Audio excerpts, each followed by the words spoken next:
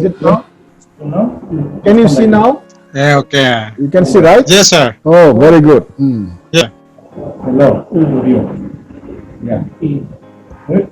In order to understand the term Christian leadership very easily, we'll talk from characteristics of leadership. And I'm using one book and one research study on this. Now we'll go to the first slide because we have lost some good 10, 17 minutes. Leadership is not to come on time, but be early. We should keep that in mind because we are a student of leadership. Now, the main characteristics of leadership are here. What quality in leadership is more important? If we have to ask this question, mostly it depends on the type of work we do and also from, the way we have been brought up in a leadership setup or an organization. So quality which is more important would be different from person to person according to our understanding level. And here are the most important leadership qualities and skill to look for in a great leader. I'm taking out this one from Center for Creative Leadership, 10 of the core skills which are consistently found during the research by the Center for Creative Leadership, which I found it very useful, especially for us as a beginner of, student for leadership. These 10 skills, characteristics are: number 1, integrity. Number 2 is ability to delegate. Number 3 is communication. 4 is self-awareness. 5 come to gratitude. 6 core skill is learning agility. Number 7 is influence. 8 is empathy. And courage is number 9. And 10 is respect. When I look at the characteristics of leadership from different sources, out of 10 or 15 points, many similarities are there. But this group of people are not just individuals who are working on leadership, but there's a group of people and organization who are doing a research on leadership. So I thought this will be more understandable and acceptable at different levels. So we look into these 10 core skills, which is consistently found by this group of people when they did the research on characteristics of leadership. So let us go straight into integrity. I'm sure we all know what is integrity. Somebody has to unmute that. You have not unmuted. There's some noise. Integrity is the meaning. The nearest meaning could be being honest and an upright person. Integrity is found to be number 1 by this group of research scholars. So what is integrity? The person being honest to self and an upright person to self and to other people is, the closest interpretation of integrity. The importance of integrity should be obvious in the life of a leader. That is the first point I have raised here. They also had put it there. Integrity has to be evident in the person of leader or, an aspiring leader. Or for that matter, for any believer, it is important that integrity has to be obvious, very clearly visible in their life. That is the first point. If you look at some people who are leader in your working place or in some of the organization, you look at the people and the leaders, the leadership, and you see whether they have that integrity, whether the integrity is part of, the life of that person. Another point is it is essential for an individual and also for an organization, especially important for top level executives. There have been a lot of corruption cases in big organizations, and also cases of lack of honesty and integrity in some organizations, like in motor car companies we have seen in Japan. Integrity is the cornerstone of all other leadership qualities. This is how this group of research scholars had written. You are able to see this? I put in different font. Integrity is the cornerstone of all other leadership qualities. That is, the finding of this group of people. So they said, our research show that integrity may actually be a potential blind spot for organization. Our research show that integrity may actually be a potential blind spot for organization. Now let us go to the next point. Our research saw, he said, our research saw that integrity may actually be a potential blind spot for organization. This is so important for this group of people. This group of people is Center for Creative Leadership research group. So they said integrity is very, very important. So here I add the point, another point. Make sure your organization reinforces the importance of integrity to leaders at various levels. When an organization is very big, you have a lot of levels, junior level, middle level, you'll have upper middle level, then senior level, manager level, senior level, and executive level. So in all these levels, integrity should be reinforced. Means we need to have people with good integrity. C.S. Lewis said, integrity is doing the right thing, even when no one is watching. See, very, very important. Integrity should be part and parcel of our life. That is what he meant to say. Integrity is doing the right thing, even when no one is watching.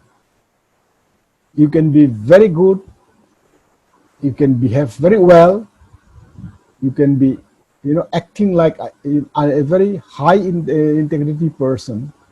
But what C.S. Lewis said is integrity is doing the right thing, even when no one is watching. This is very, very important. We'll continue with integrity. The Bible verses from integrity. Few Bible verses, I put it here. Proverbs 21 verse 3. To do what is right and just is more acceptable to the Lord than sacrifice. This is very, very important. God is not pleased with sacrifice all the time, or he is not pleased with just a worship, a noise, a sound. But to do what is right means integrity is what the Lord accepted. That's what Proverbs 21 verse 2 said. Then in 2 Samuel 22:26, to the faithful you show yourself faithful. To those with integrity you show integrity. This is very, very important. That's how he addressed God. God will be faithful to a leader if he's faithful. And if a leader is showing integrity, God will show integrity to that person. That is very, very encouraging word. Here I put another sentence. One reward of integrity is pleasing the heart of God. This is very, very important. Then in Chronicles it said, I know my God that you examine our hearts and rejoice when you find integrity there. I have done all this with good motives, and I have watched your people offer their gifts willingly and joyously. Integrity. Excuse me, sir. Yes. Sir, in this fourth number, the last Bible verse, Chronicle is first Chronicle or second Chronicle? Oh, I have not written right. Yeah. That we have to check. You do not check either one or two, okay? Okay, okay. Not check it back there. Okay. Now, let's go to the second core skills of for a leader. Earphone is disturbing, so I'm just removing that. Delegating is one of the core responsibility of a leader, though it can be tricky to delegate effectively. See, the research of these people also more or less said the same thing about delegation, according to what we have said yesterday. Delegating is more important because even in the life of Moses, when his father-in-law, Jethro, found that Moses was handling all the needs of people, more than 600,000 people. So Jethro said, why don't you elect people leader from each tribe, each group? Then Moses, burden become much lighter after he had appointed 7 leaders. 70 leaders, I mean. So delegating is one of the core responsibility of a leader. That's what they're finding. Though it can be tricky to delegate effectively. We have talked about that yesterday. If I delegate somebody, I'm not going to delegate it just for the sake of delegation.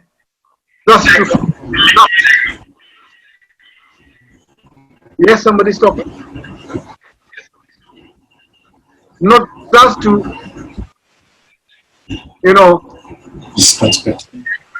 delegate for the sake of delegating. But we have to be sure about the person. We have to be sure about the ability of the person that we are going to delegate. So delegating is not just delegating, but knowing responsibilities of the person. That's why it says it can be tricky sometimes to delegate effectively.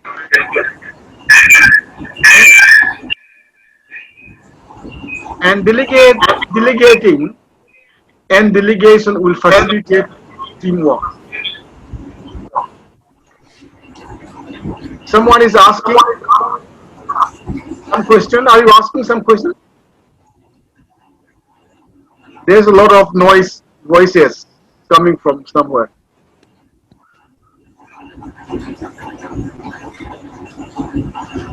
You can unmute, okay?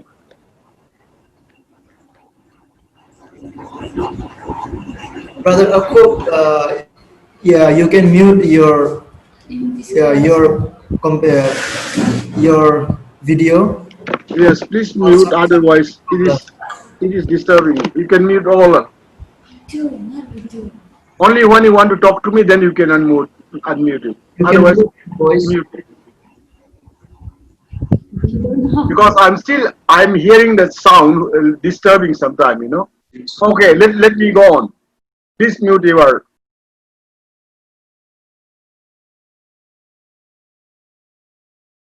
Yeah, now I think the sound is gone. It facilitates, you know, delegating or delegation facilitate teamwork. We talk about teamwork, and it provides autonomy. People wanted to have authority.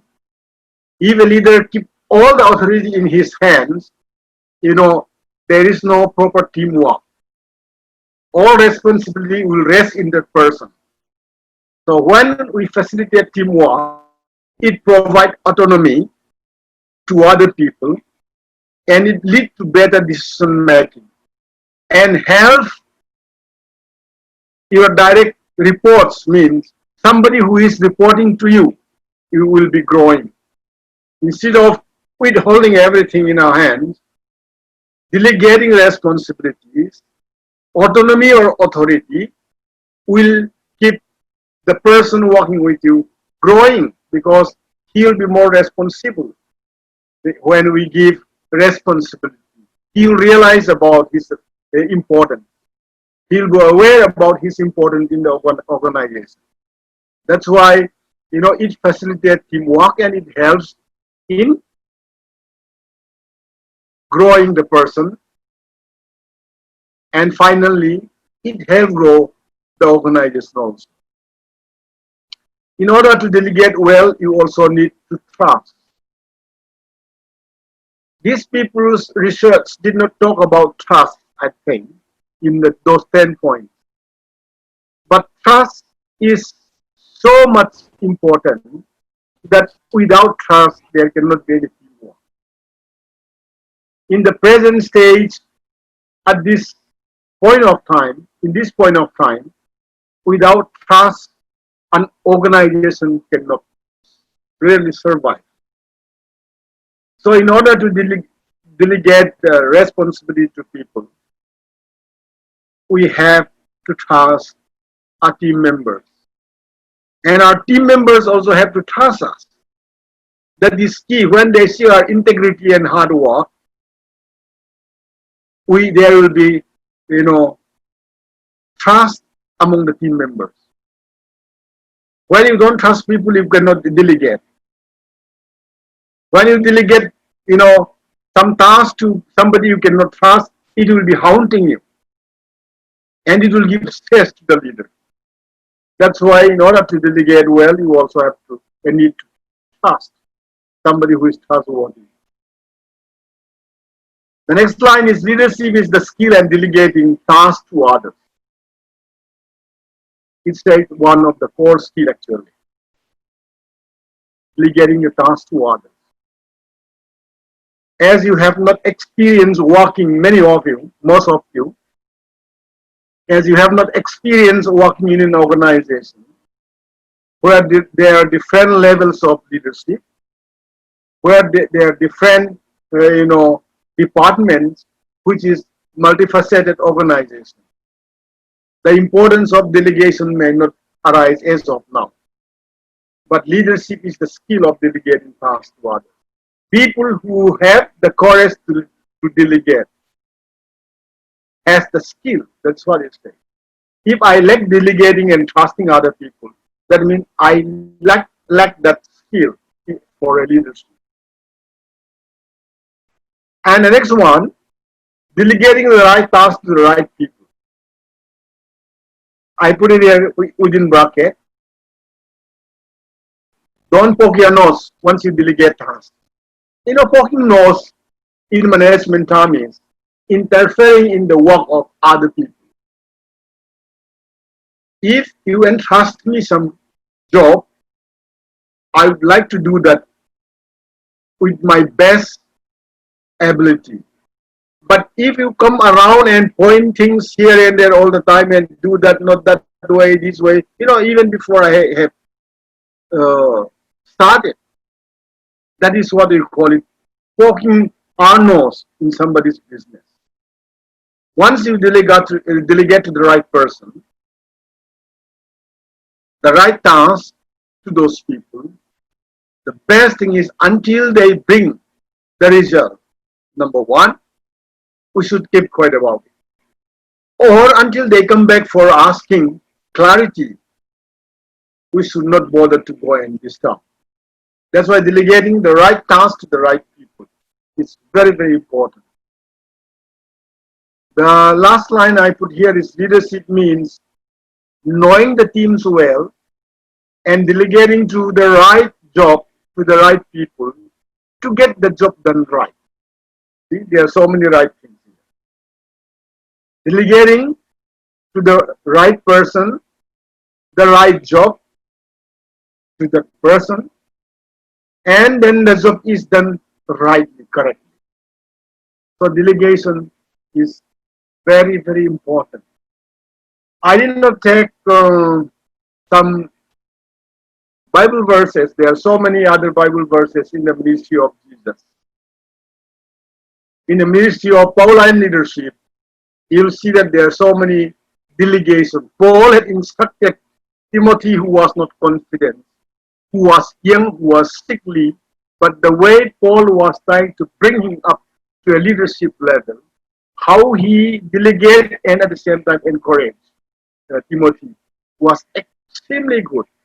You know, if we study some of Pauline leadership, we may have to talk about those things also. So, leadership, the leaders, or skill can be judged from the way he delegates the job, how he segregates the job, how he departmentalizes, the task of the organization. So delegation is important. Once you work, keep that in mind. That people has to be trusted, and we have to have some people who can be trusted. But the irony part here is that there are always what we call it dead wood in an organization. Dead wood means people who are really useless in an organization, who will gossip around, will pretend to be very busy, not doing properly what they do, trying to put the blame to everyone, trying to find fault with the leadership. These are the people whom we call deadwood. If you work in some big organization later on, you'll find deadwoods definitely. That's why they said there are so many deadwoods in so many organizations. We have to be careful in delegating important tasks to people who are, dead. So that is against delegation, because people has to be, we have to ascertain who are the people that we have to give tasks and to whom we are going to give the task in order to finish the job right, done right. Okay? Not just to finish the job, but the job done right is what leader will be looking at. So number 2, core skill according to this research group is ability to delegate. We need to keep that in mind. In some years time from now on, in a few years time from now on, you'll be heading for some job. So the ability to delegate is one of the core skills according to this research. They have interviewed so many people in so many big organizations, and these are the findings which I found it very useful. Number 3, yesterday also we talked a little bit about communication. In leadership, all the characteristics, the quality, the skill, will come sometime, very close, and the same skill will be reflected off and on. Now, number 3 of,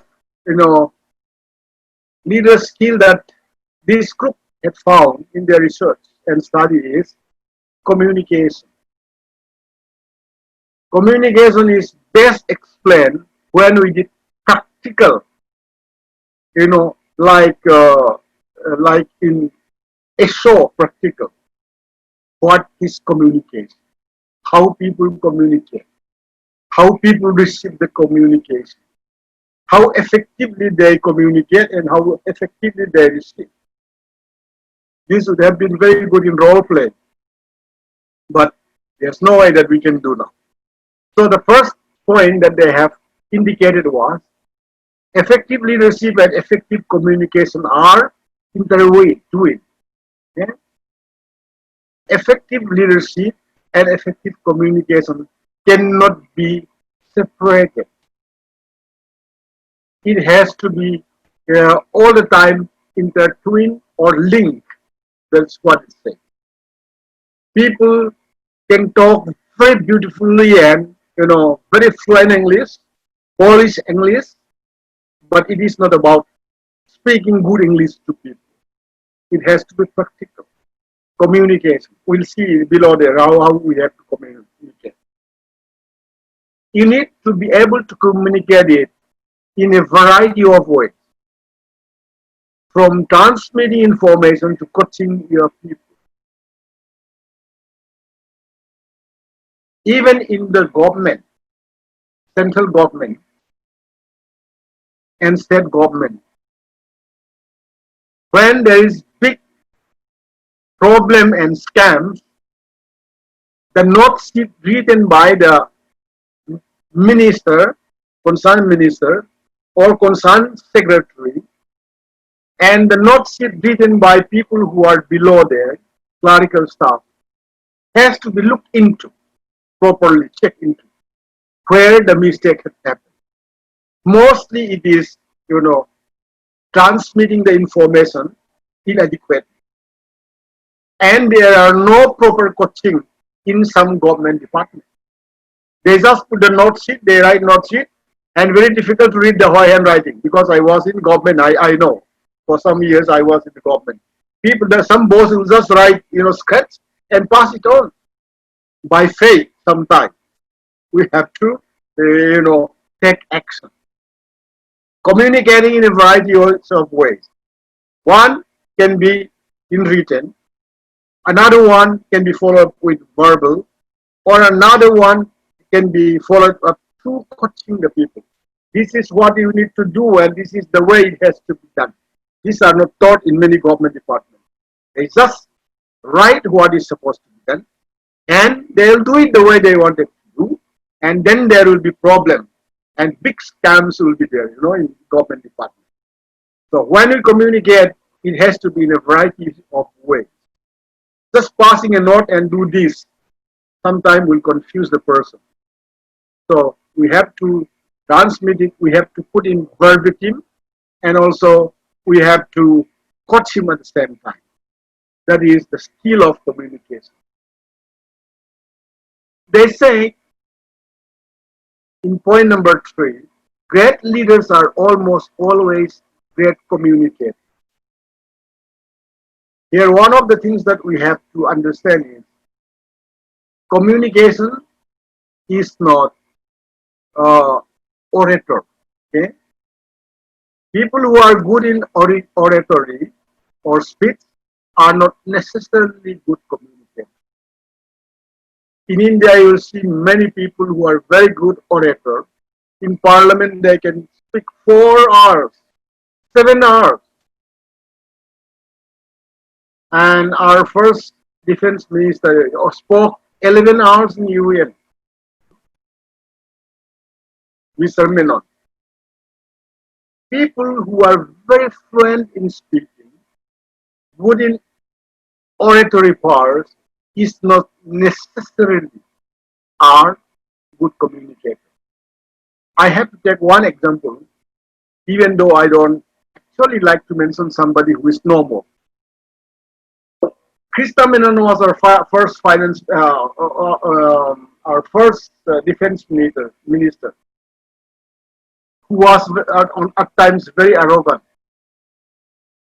When generals come to him, and when an army chief says, "Sir, I think," Krista Menon will be very offended. He said, "Who are you to think? You are a soldier. I'm the one who should think. You are the one who should do. That is not really the way to communicate. For that matter, he was very, well known because he talked very harshly to people, even the rank of chief army staff. That is not really the way to communicate. That's why great leaders are almost always great communicators. But some of them are not. When the first India-China war was fought, why India was defeated? Bitterly, the leadership. Communication. I'm not going to do research on that, but that's very, very unfortunate fact about that. So great leaders are almost always great communicators. Only almost always, not always.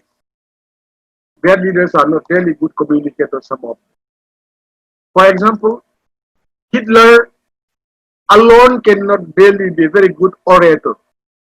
He can preach, he can speak very powerful, uh, you know, uh, very powerful agendas. But there was somebody who was writing for that. Joseph Goebbels was the communication minister of Hitler. He was the one who drafted everything. Goebbels was one of the most efficient,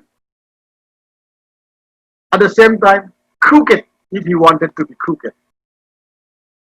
cabinet minister of Adolf Hitler. He was so powerful. I'll just tell you what he said. He said, if you want to convince people, tell lie very confidently, number one. Okay, listen carefully. Then many people will believe you. Then, number two, repeat the same lie very confidently, and most of the people will believe you, he said. Okay, so Gobler is a fantastic fellow. Anyway, his life was so tragical in the way he and his family died. Then he said, finally, you tell the same lies confidently again in public for the third time, then you also will believe. You got my point? How strong communicator he was. But that is depend on lies and confidence. That's why great leaders are almost, it's very important. You have to mark, always great communicators. All are not really great communicators. We know that. We cannot go into all those, details. I'm just taking a few examples. Some leaders are so stubborn that when their staff asking them back, sir, sorry, what is that? They said, I'll not repeat. Radio never repeat. That's what they say. Very dangerous. So such people are not really willing to communicate. That is an ego which is, finally will bring down the organization.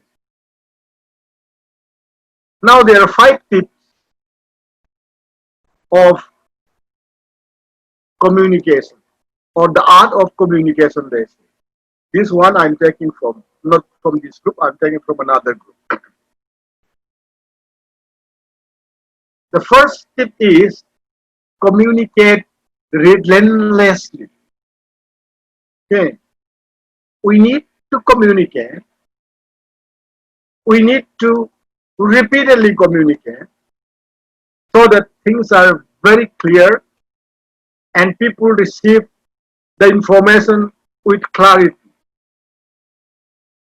Then tip number 2 is simplify and be direct. Never beat about the bush when we communicate. It has to be direct. When we have involved in one of our directors, executive director, he was from UK, an Indian who was some senior manager in a very big company in UK. And we are really, in fact, literally scared of him. When he called the phone, those days we call it STD. Okay? We received, and he said, "Do you have pen and paper?" We said, "Yes, sir." Number one, this. He'll say. Number two, that. Number three, we write down immediately, and then he'll ask, repeat what you have written down. We have to repeat it. Then he said, correct. That's all. Good day. All the best. Sometimes very scary also. But he was a fantastic leader. What I learned from that gentleman is, number one, his prayer life. He has very thick notebook where he put all the prayer items of staff, friends, and other people. After his retirement, you know what? In 1984, we were in Nagaland. I was sent to Nagaland in 84, 85. At the time, my second son was sick with some kidney infection. He was just class B, small baby. But then, he wanted to send, so I sent him for a prayer. After 10 years of his retirement, he looked at the notebook, his prayer book, and said, "Songate, I have prayed for your son who has kidney problem at a small age. Can I stop praying for him now? Is he healed now?" He said. After 10 years, he had been continuously praying for, my son. I feel very, very humble. It has to be simplified and has to be direct, not beating about the bush when we communicate.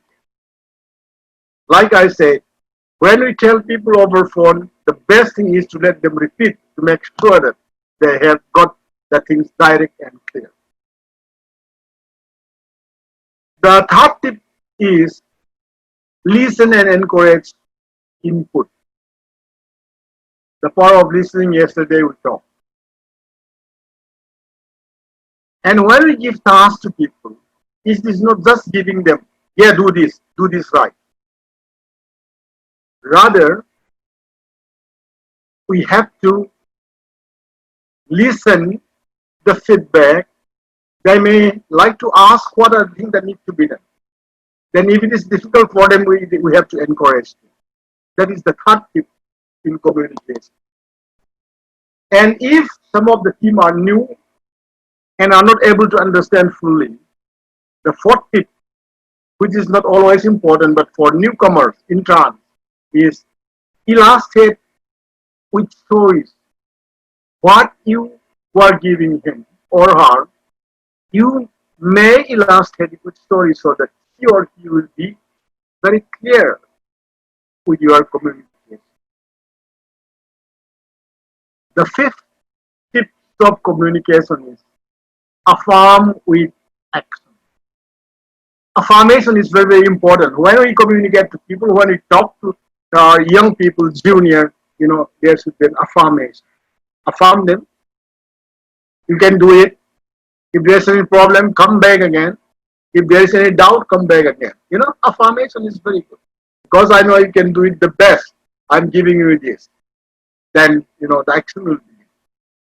These are the 5 tips of communication from one of the books that I forgot to put it the name of the book. Anyway, there are many tips in communication. Some people will write 15 tips. Some people will write so many, but these 5 I thought is clear enough, in our context as of now. So communication is very, very important, and people can exaggerate when they communicate things. We have to be very, very clear that it should not be exaggeration, not putting down some words or adding some, words. So it has to be plain and direct, no inflation of words or not to deflate any word. The last line. The more you listen, the more you are listened to is communication, they say. The book says, if you listen to people more intently when you talk, and you are listened properly by those people, that is the art of communication. I put it only, this has to be communication. Okay, the last line. The more you listen, the more you are listened to is communication. Rather, it should be is the art of communication.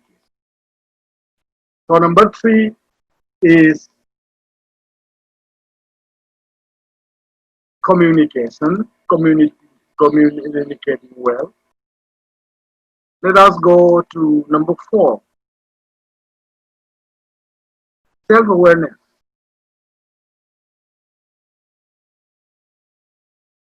One of the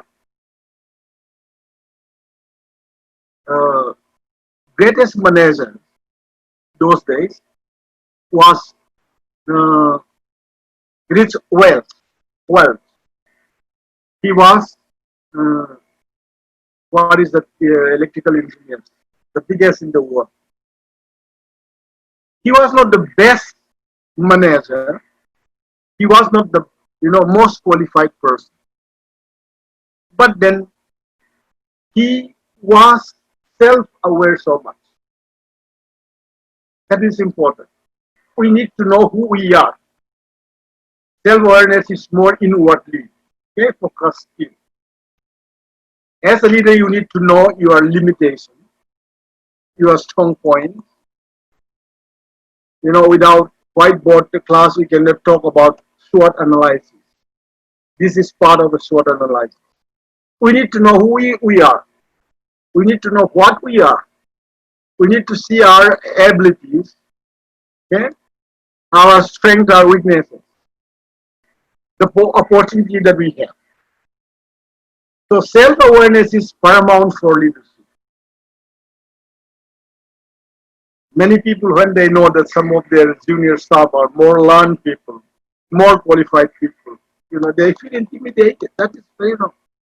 Use the power of those people. Use the brain of those people.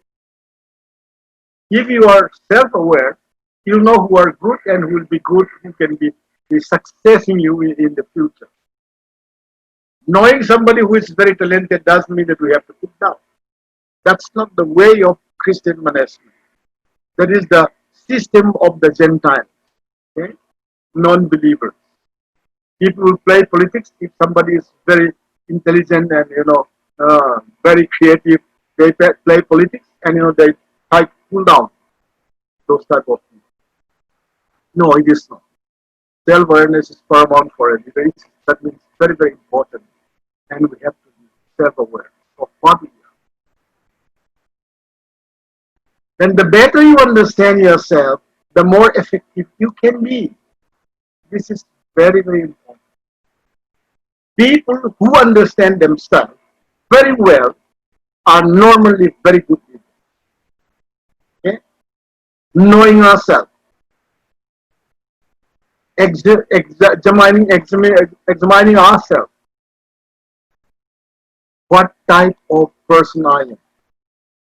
What type of knowledge do I have? What type of skills I am gifted with? I need to know that. And the best thing here is, once you are aware of yourself, you'll know what type of person you need in the team. Okay? What type of brilliant people that you need to take in. That's why people are fighting for some of the best managers in the world. Right? They are fighting. They'll go and send feelers saying that come to this organization and we'll give you double of that. We'll pay you salary which will be unknown. These are the things. So if we know well ourselves, we'll be able to know as a leader who can be depended, who will be able to fill in those weaknesses that I have. One of my colleagues who is a missionary in Jharkhand and Bihar for so many years, he's a doctor. He told me, brother, sometimes I don't know what is the spelling when I draft for my secretary. So I just scratch something which I cannot even read it, so that she'll find it out, he said. Because he's a communication person and very good in English. I just simply write something. Sometimes I don't know the word spelling properly. I just scratch it. Then she'll always correct it. If you have somebody stand by, as a secretary like that, you'll be very, very fortunate to be a leader. So you can be more effective once you know your weaknesses, your strengths, and also what you lack. Self-awareness is important for all of us. And when people didn't know about themselves, they'll talk so many things which are not really in good sense. When they try to be humorous, they'll hurt you. Not knowing self is very dangerous. Okay, the fourth line, the fourth point. Self-aware leaders understand and manage their personal strength. This is important. Number one, and weaknesses to optimize leadership impact. In SWOT analysis, some of you might be knowing. Once you work in an organization, you have to really know what is SWOT analysis. SWOT. S stands for strength. W stands for weaknesses. O stands for opportunity. And S stands for strength. SWOT. T, threat. Okay, these are the four things. So out of those four things, the book says self-aware leaders understand and manage their personal strength and weaknesses. Where do we improve? Where do I improve myself to optimize leadership impact? In order to have an impact in your life as a leadership, you need to see what are your strengths, what are your weaknesses. In the areas of weaknesses is where we go and get somebody else to help us. A team members who could be useful so that the work will be optimized and our leadership will also be optimized. Without it, the leadership model falls apart, basically. When we don't have any self-awareness, leadership model falls apart. Knowing self is important. What type of person I am? What are my strengths and weaknesses? What are the opportunities I have in my position to give the best to the leadership, to the organization? What are the weaknesses of the organization where I should give my input? These are sort of like so they are putting part of sort of like. So without this, they say, the book says the leadership model falls apart. Okay. Now let us go on to, we have about 20 minutes. We go to number 5.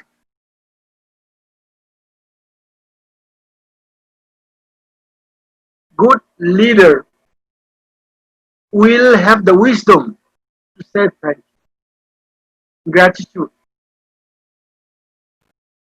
In those days in India, they say, we Indians do not know how to say thank you. I believe that is very true. Nowadays, young generation started saying thank you. Earlier, even if something fallen down and you give them, they'll just take it and look at you and go back. Gratitude. We have to be grateful to people with whom we work. And gratitude will be always, a hindrance for leadership. being willingly obliging others and thanking people when they do well. The Bible also says, you know, at the end, the master will say, you did a great job. Enter into the, what did he say? Joy of your master. Say thank you. Saying thank you will actually make people better.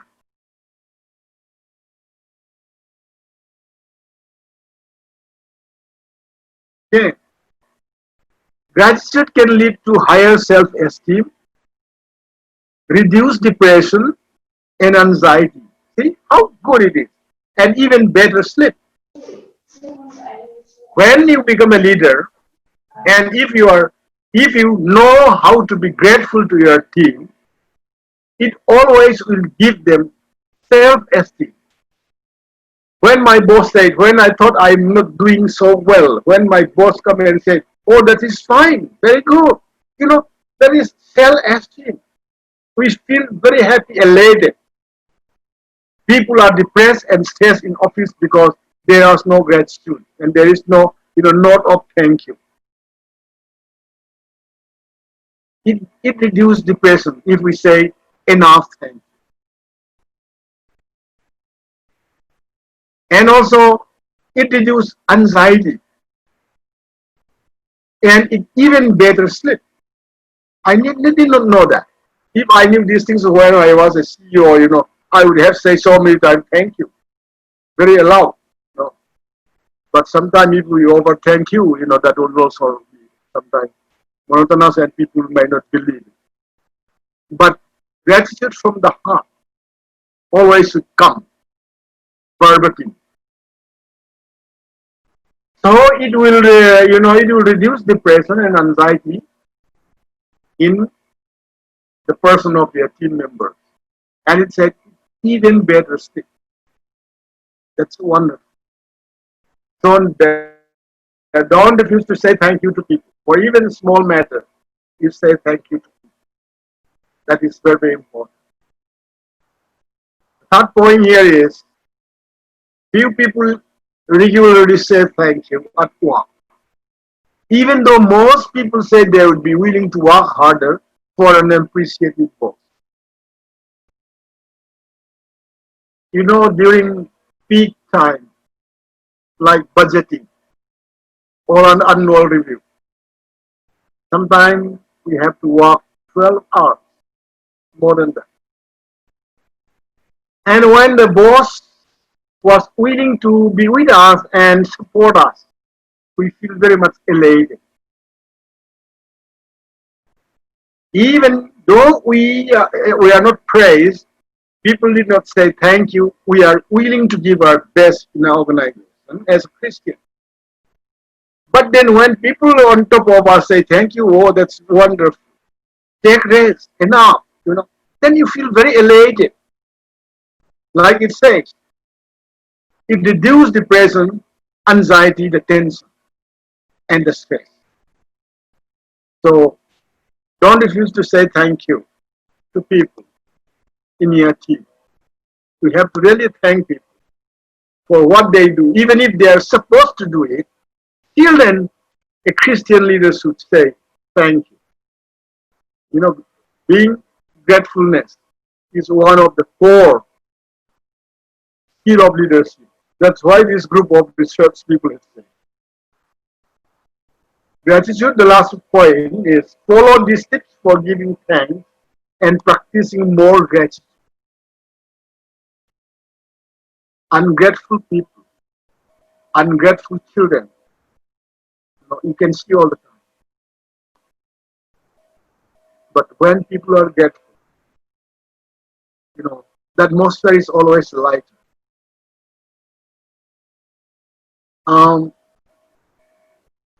One of my staff, she is from Nagaland, exceptionally good lady, fine believer, write well, speaks very well. Now I think she's either in Hong Kong in a very big NGO or already migrated to Germany.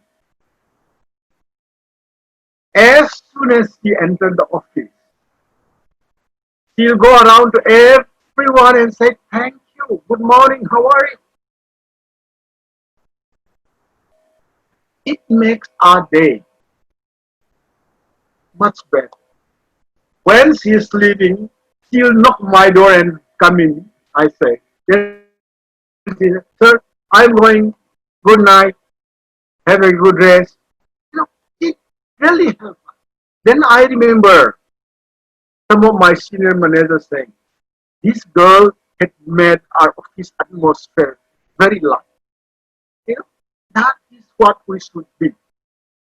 That is the way we can show our saltiness. That is the way we can show our light to other people. Especially in cross-culture ministry, it is very, very difficult. In one of my organizations those days, when we have somebody from African American or Africa, you know, the atmosphere is always the same. They're so happy.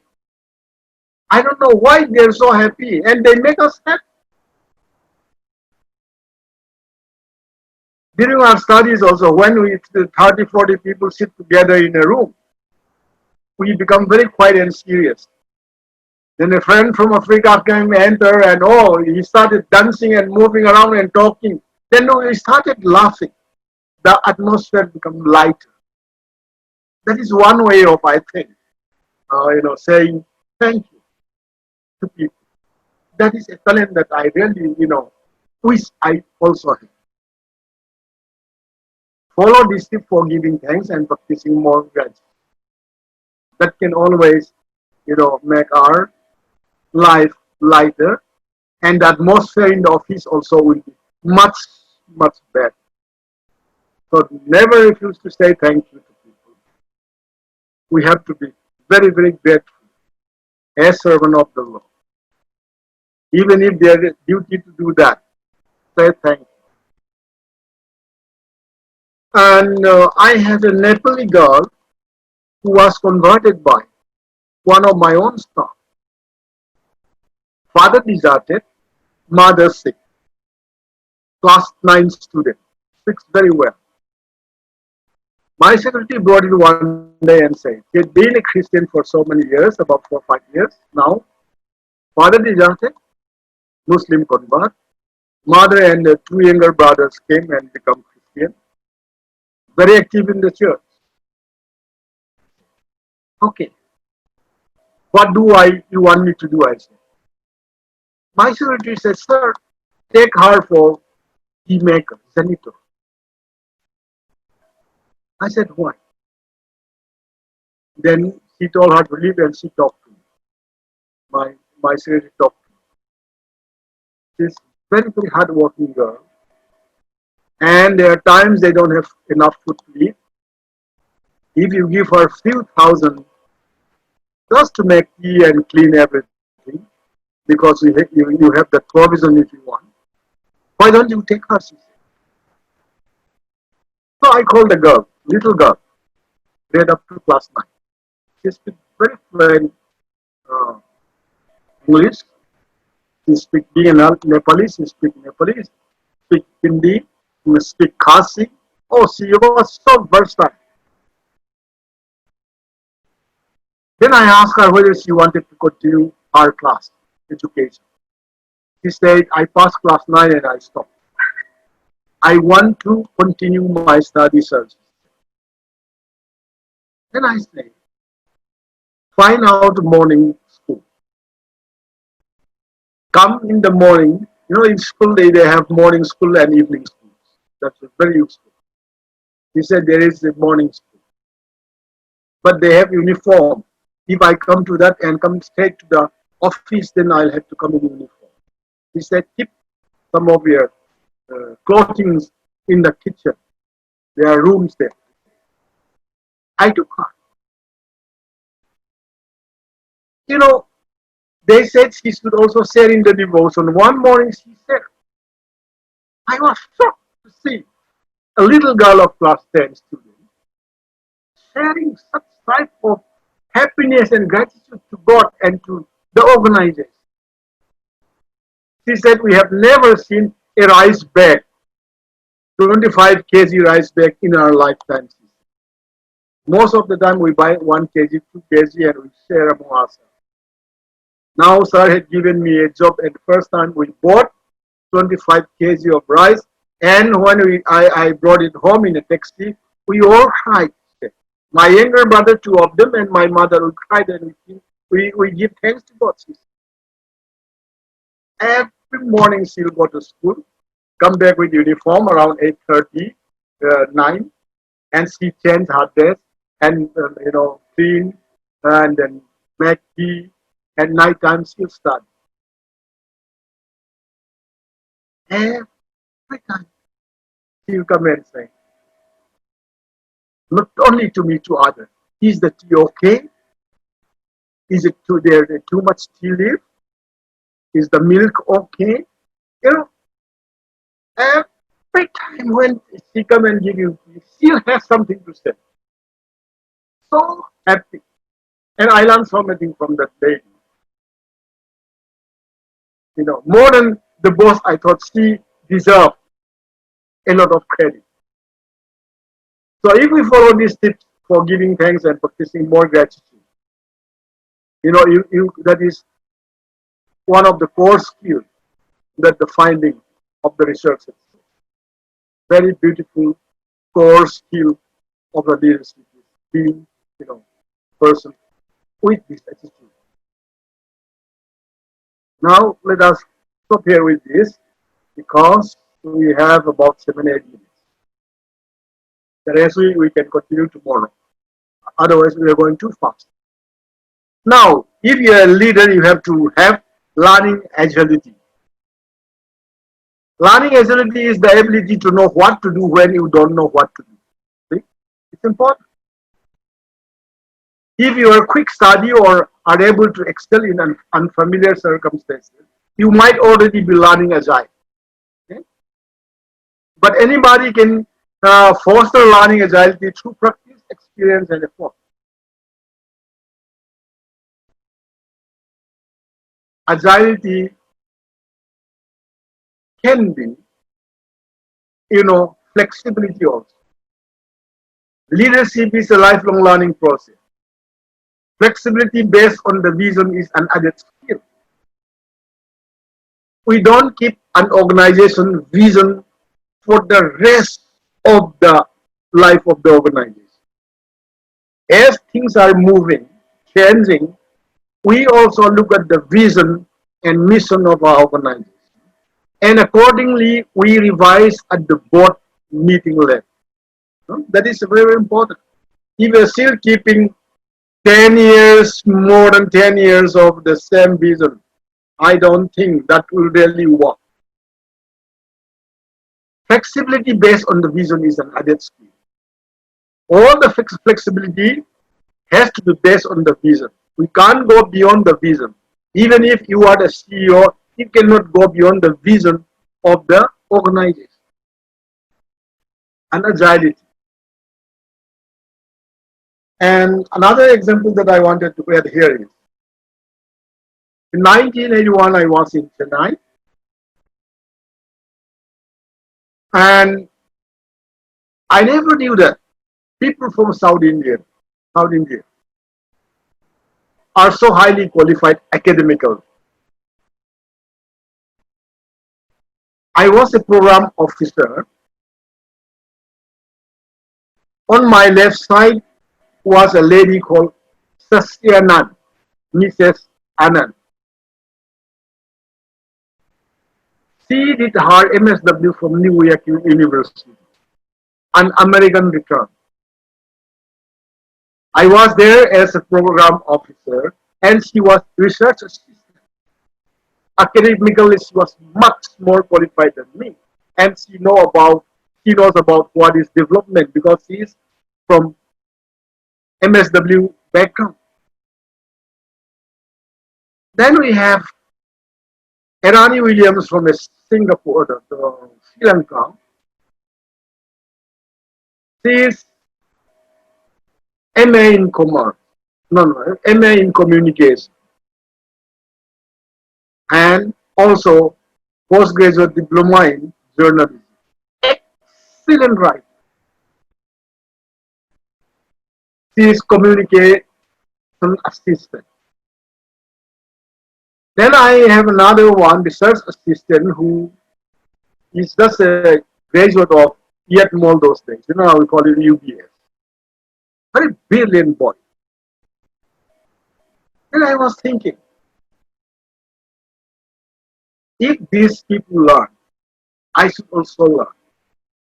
I said, one of our secretary, a gentleman, in the next year's meeting when I go there, after I transfer to Norwich, he said, Songate, I have completed my MA with first class.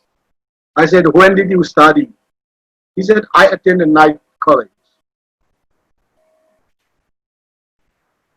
And I thought, I should learn from these friends.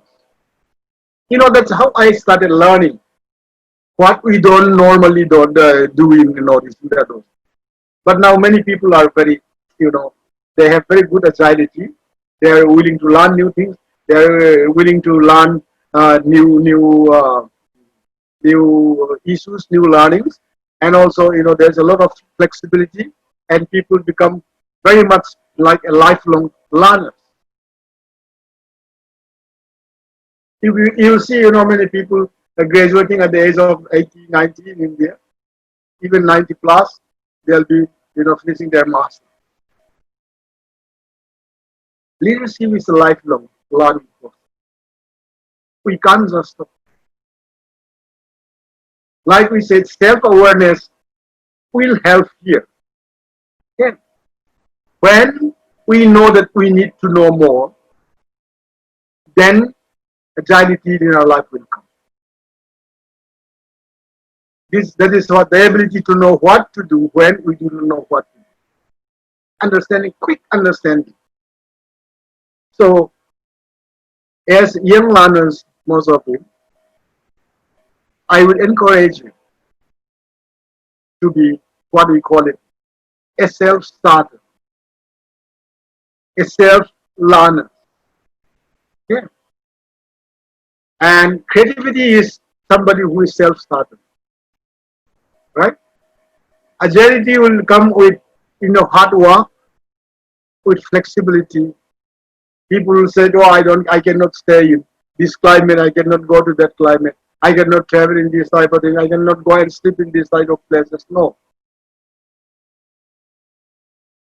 I remember when I traveled those days,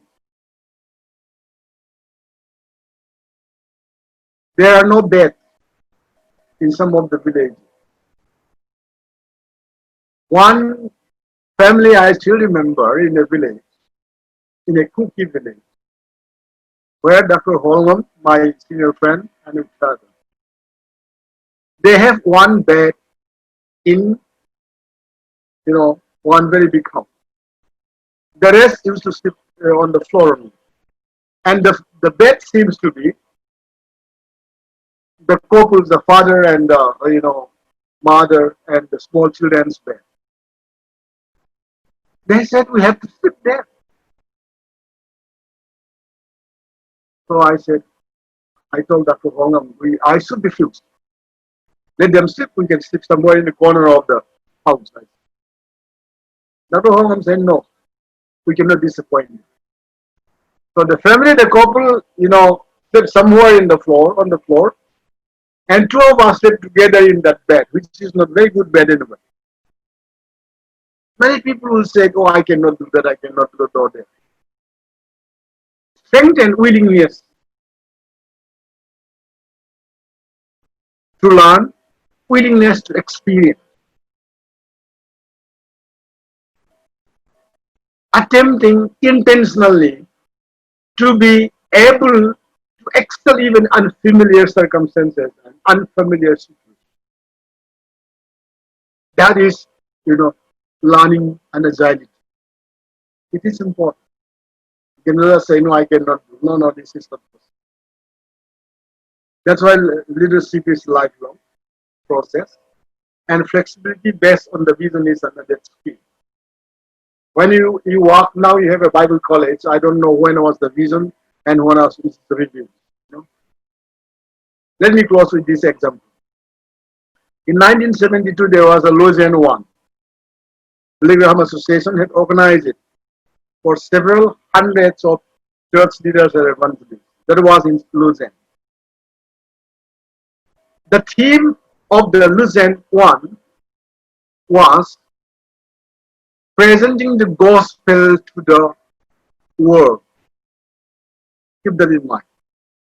In 1988 or 89, I'm not sure, Lausanne 2 in Manila was organized. And the theme was modified, in 10 years' time. It is not just presenting the gospel to the world. They said, presenting the gospel to the changing world. The world is changing so fast. So how we present the gospel also has to be changed, according to the circumstances. That is what it says. Then in 2010, Lausanne 3 was organized in October 2010 in South Africa. 5,000 people were invited, all leaders.